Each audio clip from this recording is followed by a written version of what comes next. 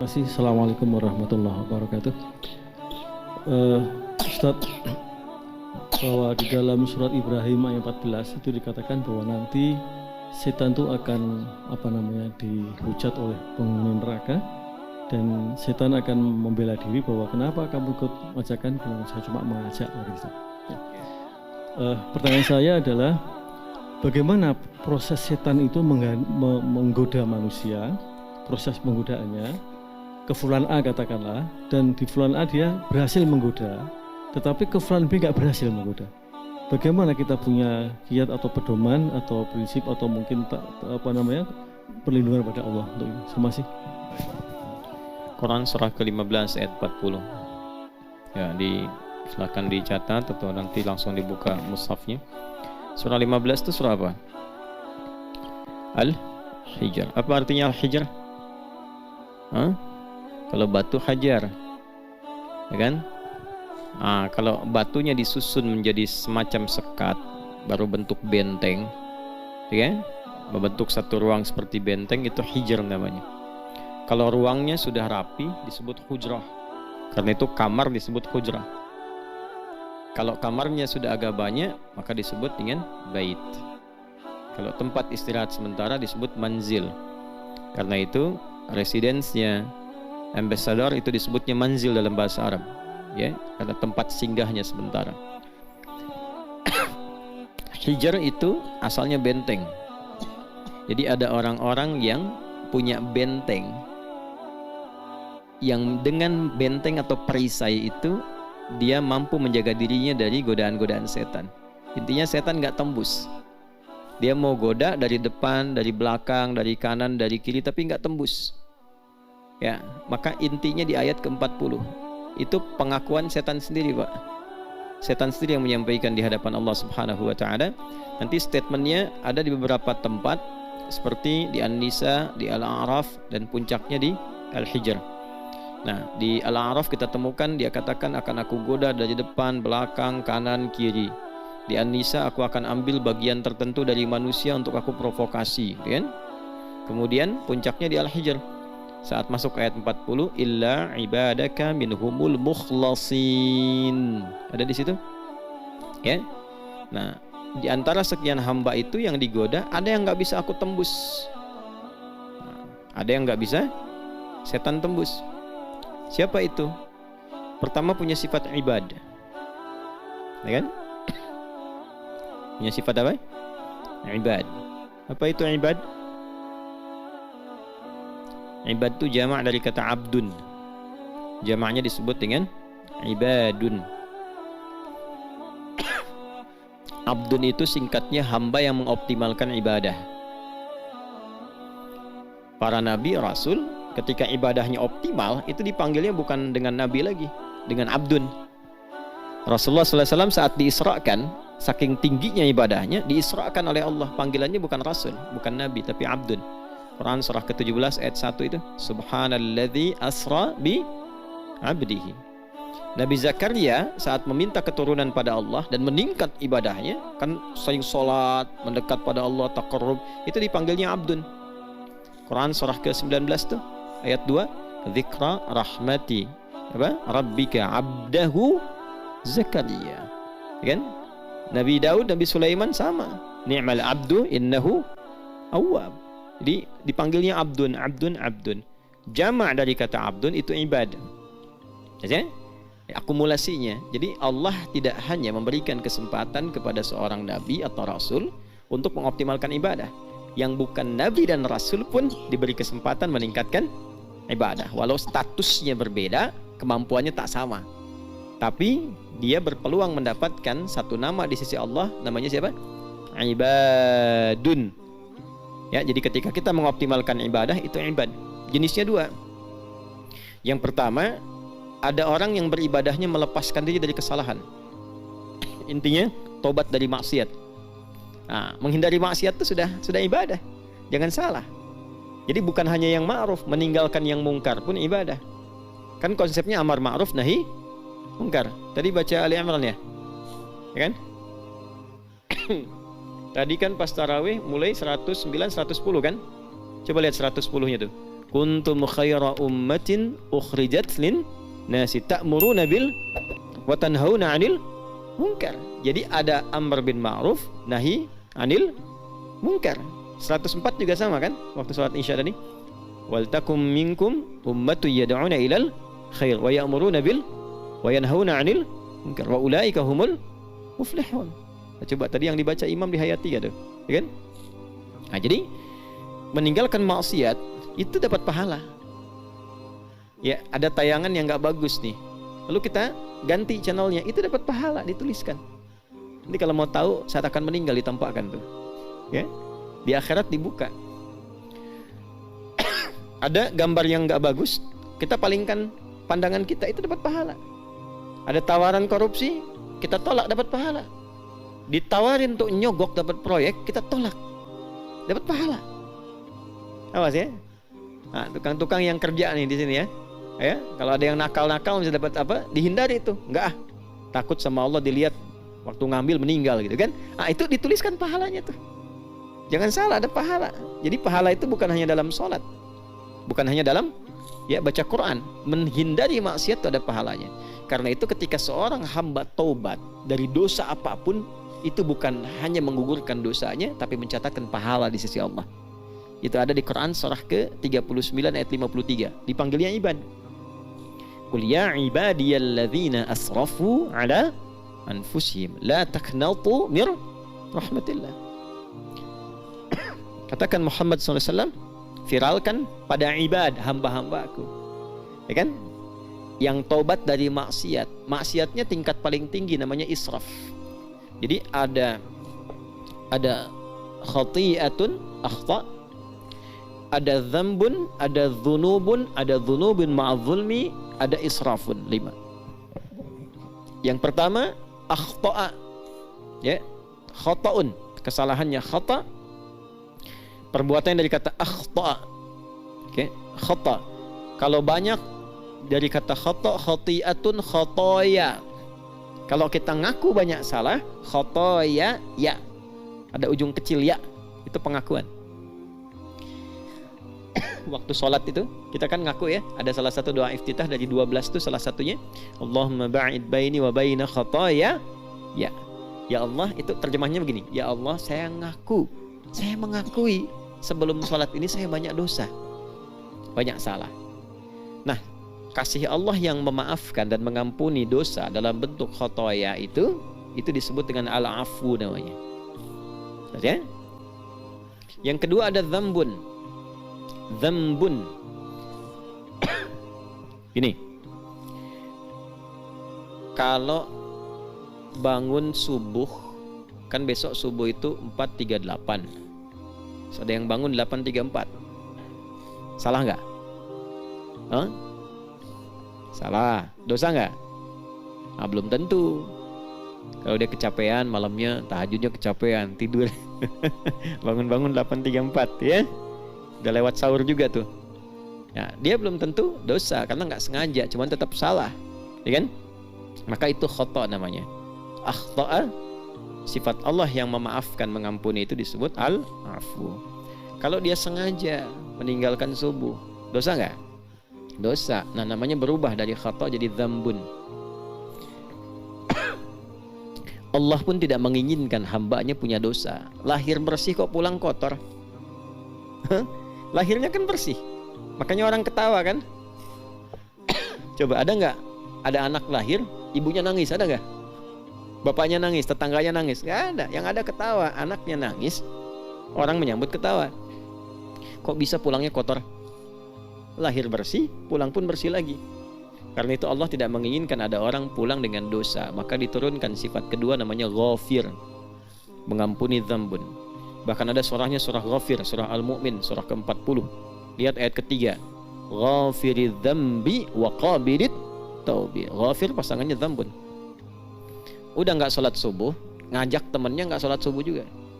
Salah nggak? Salah, dan double salahnya. Udah nggak sholat, ngajak temennya nggak sholat. Sholat nomor 2, nomor 1 tiduran dulu juga. Baik, nah itu disebut dengan dzunubun namanya. Jadi ada khati'atun, ada dzambun, ada dzunubun. Allah turunkan sifat ketiga namanya Ghaffarun. Ghaffar. Al-afu, ghafir, ghaffar. Quran surah Nuh ayat 10. Faqultu astaghfiru rabbakum innahu kana ghaffar. Kenapa di situ redaksinya Ghaffar bukan Ghafir? Innahu kana ghafira. Karena umatnya Nabi Nuh sudah keterlaluan. Bukan sekali dua kali. Sudah mengancam melempar Nuh, sudah mengancam kemudian mengusir Nabi Nuh, kan nanti puncaknya menantang azab. Makanya di situ Allah masih sayang, diturunkan kata apa? Ghaffar. Sudah nggak subuh, ngajak temannya nggak subuhan, mencela orang yang subuhan. Memang dia itu terlampau soleh aja, mentang-mentang namanya soleh. Kita juga Hendrik biasa aja gitu ya. Nah itu udah nggak subuh, ngajak teman nggak subuh, mencela yang subuhan. Nah itu disebutnya dzunubun ma'azzulmi, ada zalimnya. Dzunubun ma'azzulmi,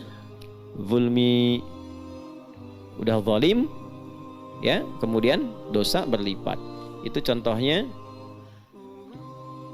yang terkait kasus itu Quran surah kedua ayat 114. Wa man azlamu mimman mana'a masajidallahi ay yuzkara fiha ismuhu wa sa'a fi kharabiha. Itu pakai zalim. Wa man azlamu, dah dosa pakai zalim. Allah turunkan sifat keempat disebut Ghafur namanya. Ghafur. Wah ini yang kelima sudah nggak subuhan, ngajak temannya nggak subuh, mencela orang subuh, plus merencanakan sendalnya habisin semua di luar. Ah itu israf namanya, diborong semua. Kalau perlu imamnya lempar juga dengan sendal itu. Ya. Itu israf. Israf itu berlebihan. Jadi kalau sudah makan sekali pop mie, ngincer lagi habis taraweh. Ngincer lagi habis witir ya. Nah, jatahnya harusnya 1, misalnya ngambil 10. Nah, itu israf. Prasmanan ikut ke pernikahan, numpang lapar aja, udah ngantri sekali, ngantri lagi 5 kali ngantri, itu israf. Itu israf di makanan. Ada orang israf dalam dosa. Jadi kalau orang lain sedang ngerjakan dosa, dia belum, penasaran. Allah turunkan sifat kelima namanya Rahim. Dan ketika mengampuni yang kelima ini dipanggil hambanya dengan ibad. Karena tidak mudah orang memiliki dosa yang berlumur, pernah mabuk, pernah bunuh orang, pernah zina, terus tobat itu nggak mudah loh, nggak mudah. Ya, demi Allah nggak mudah itu. Orang ngambil sendal orang lain aja belum tentu mau tobat itu. Ya, sekarang pernah membunuh, pernah zina, pernah mabuk, pengen tobat itu nggak mudah. Makanya ketika tobat itu diapresiasi oleh Allah, malah disayang. Karena dia melewati perjuangan besar untuk taubat. Mantan pembunuh, pezina, pemabuk, wah temannya udah banyak, pemimpin geng, mau taubat, apa dikira mudah? Belum tentu. Ya ada tantangan, ada macam-macam, konsultasi disebut, udah ente tinggal sejengkal lagi ke neraka. Ya, itu nggak mudah. Makanya ketika dia mau taubat dipanggil hamba oleh Allah. Qul ya ibad, pakai ya lagi. Qul ya ibadiyalladzina asrafu ala anfusihim la taqnatu mir rahmatillah. Nah itu jenis ibad yang pertama. Ibad yang kedua yaitu hamba Allah yang ingin meningkatkan ketaatan. Setelah tobat dia pengen taat. Ya, atau ada orang yang memang menjaga diri dari maksiat tapi senang meningkatkan taat. Senang sholat, senang baca Quran, ya, senang puasa, ya. Senang aja, senang meningkatkan ketaatan. Itu dipanggil ibad juga. Jadi ibad itu untuk orang yang soleh dan orang yang salah. Gitu. Biasanya kalau sudah banyak ibadahnya, dekat nggak dengan Allah? Dekat. Disayang nggak?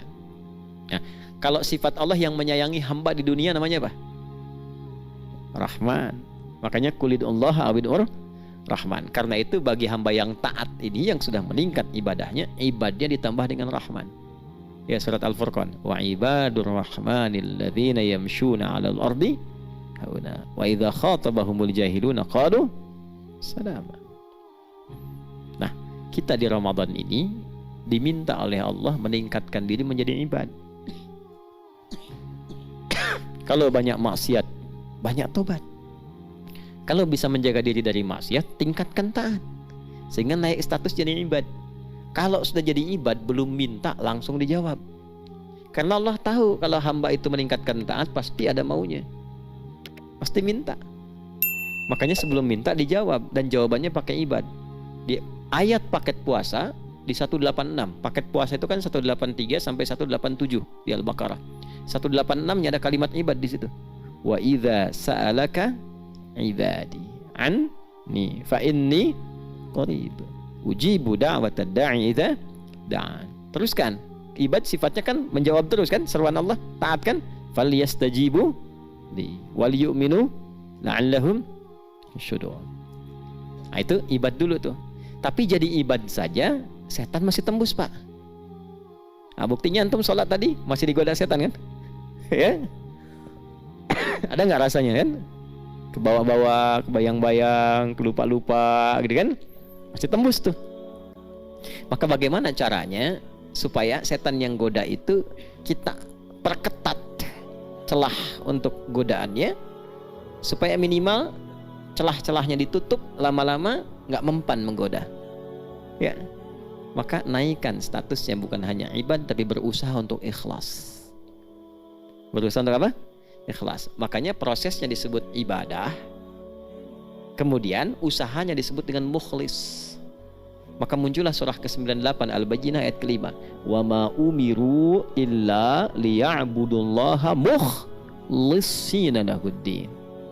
Berusaha ikhlas. Karena itu di ayat puasa tadi, faliyastajibuli wal yu'minu bi. Iman di situ ikhlas maksudnya. Jadi tanpa pamrih, kalau mau tarawih, udah niatkan aja lillah. Nanti siapapun imamnya, apapun yang dibaca, kita bersyukur. Karena niatnya karena Allah kok, Allah yang pilihkan. Ya kan? Kalau kita mau puasa, niatkan lillah. Jangan diniatkan karena lihat waktunya, jam berapa buka nih, jam berapa sahur, apa menunya. Nanti begitu yang didapatkan bukan sesuai harapan, kecewa, kenalah puasanya. Aduh, capek-capek nahan 8 jam, dapatnya cuman kentang. 12 jam tahan-tahan, dapat cuman teri, kemarin ayam, kan? Nah, yang kena puasanya. Padahal yang disoal makanannya kan? Kan? Nah, jadi kalau kita sudah niatnya lillah, apapun yang didapat itu lapang. Nanti kalau sudah lapang semua, nah, lapang semua. Jadi lapang semua itu dalam bahasa hadisnya disebut dengan halawatul iman. Dia melihat semuanya sebagai anugerah Allah. Ajaban di amril mu'min. Sangat mengagumkan perkara orang beriman. Maksud iman di situ orang yang ikhlas. Ya, jika dia mendapati kebaikan, dia bersyukur. Jika dia mendapatkan duka, dia bersabar. Jadi dia melihat semuanya itu sebagai pemberian Allah. Sakit, alhamdulillah bisa sabar. Sehat, alhamdulillah bisa syukur. Dapat proyek, alhamdulillah bisa bersyukur. Gak ada proyek, alhamdulillah bisa sabar.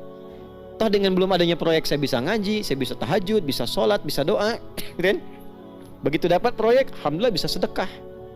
Ya, bisa semangat. Nah, itulah yang disebut dengan syukur dan sabar. Kalau semua terlihat seperti itu, berubah dia dari mukhlis jadi mukhlas.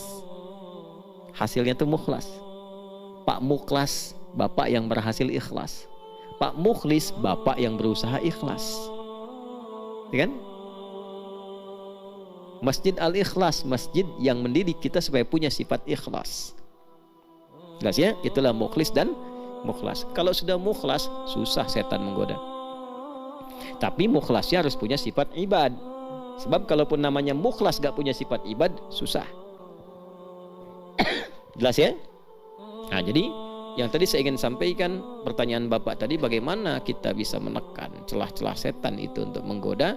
Yang pertama, bisa dengan menjadi hamba, memperbanyak ibadah, dan menjadikan ibadah itu ikhlas karena Allah. Ibadah sifatnya dua tadi, menghindari maksiat, karena itu tekan semua pintu maksiat. Nafsu kendalikan. Ya, jangan semua dimasukin tuh. Setan gampang masuknya. Itu kalau kebanyakan makan, makanannya enak, ditiupnya gampang, ngantuk. Ya, akhirnya ibadah dikit ya. Gampang sekali. Gitu. Nafsu itu kendalikan. Kendalikan apa saja nanti, arahkan kepada yang baik. Kemudian maksiat dijaga. Kalau kita bisa jaga maksiat dari ujung kepala sampai ujung kaki, setan juga capek. Ya. Ah, itu goda tuh sana. Aduh capek gak tembus. Ya. Tapi tetap menggoda, cuman gak tembus. Yang kedua, tingkatkan ketaatan. Jadi hindarkan maksiat, tingkatkan taat. Wallahu a'lam bishawab.